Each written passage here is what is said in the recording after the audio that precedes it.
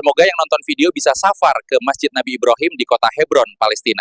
Yuk simak podcast bersama Ustadz Hamdi, owner Satriani Wisata. Assalamualaikum warahmatullahi wabarakatuh.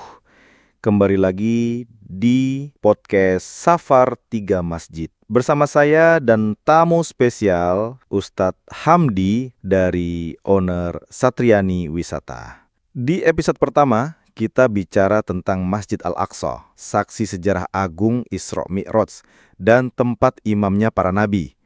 Hari ini, kita akan menyusuri jejak para nabi di tempat yang tak kalah istimewa, Hebron.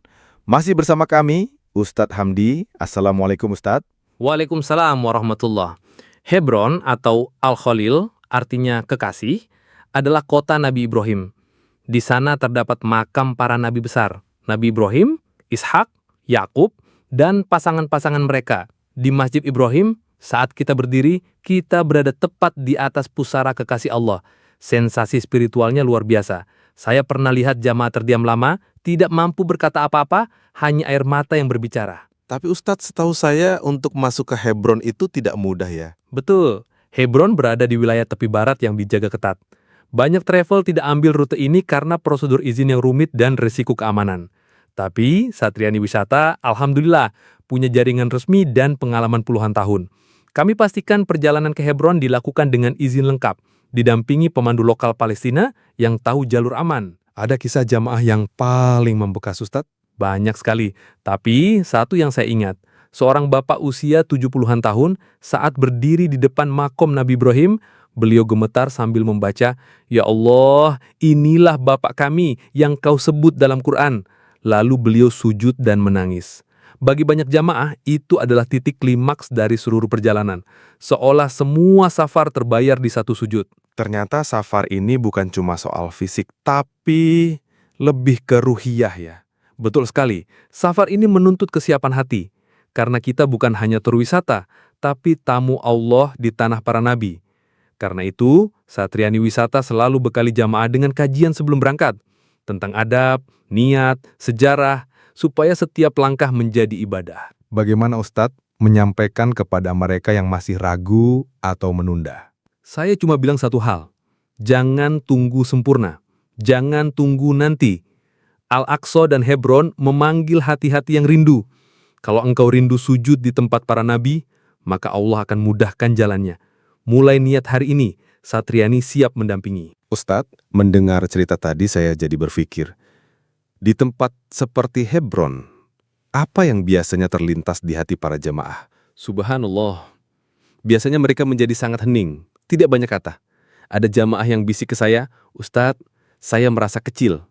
Baru sekarang saya benar-benar sadar siapa Nabi Ibrahim." Ketika berdiri di atas makam beliau, kita akan sadar, inilah Bapak Tauhid. Lelaki yang diuji membunuh anaknya sendiri, meninggalkan istrinya di padang tandus demi Allah. Lalu kita bertanya pada diri sendiri, sudah sejauh mana tauhid kita? Itu menyentuh sekali. Apakah ada jamaah yang mengalami perubahan spiritual setelah pulang dari sana? Banyak. Ada yang dulunya hanya ikut-ikutan daftar, tapi pulang jadi penggerak dakwah di daerahnya. Ada ibu-ibu yang pulang dan langsung bangun rumah tahfidz karena terinspirasi dari perjuangan rakyat Palestina.